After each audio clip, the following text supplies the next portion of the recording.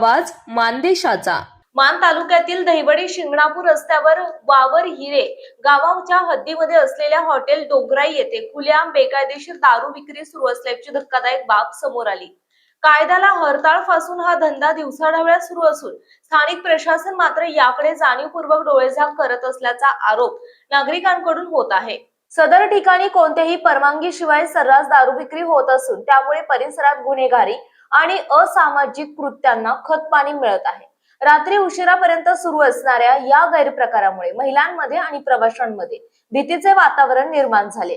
तरीही संबंधित विभागाकडून कोणतीही ठोस कारवाई होत नसल्याने नागरिकांमध्ये तीव्र नाराजी व्यक्त होत आहे। विशेष म्हणजे या रस्त्यावरून मोठ्या प्रमाणावर वाहतूक होत असताना अशा प्रकारे उघडपणे सुरू असलेला बेकायदेशीर व्यवसाय प्रशासनाच्या नजरेतून कसा सुटतो असा सवाल उपस्थित केला जात आहे। स्थानिक पोलिसांनी तात्काळ धाड टाकून संबंधितांवर कडक कारवाई करावी अशी जोरदार मागणी नागरिकांकडून होत आहे। दरम्यान हॉटेल डोंगराई येथील बेकायदेशीर दारू विक्री थांबवून परिसरातील कायदा आणि सुव्यवस्था अबाधित ठेवावी, अन्यथा आंदोलनाचा इशारा नागरिकांनी दिला। प्रशासनाने आता तरी जागे होऊन कारवाई करावी अशी अपेक्षा व्यक्त होत आहे।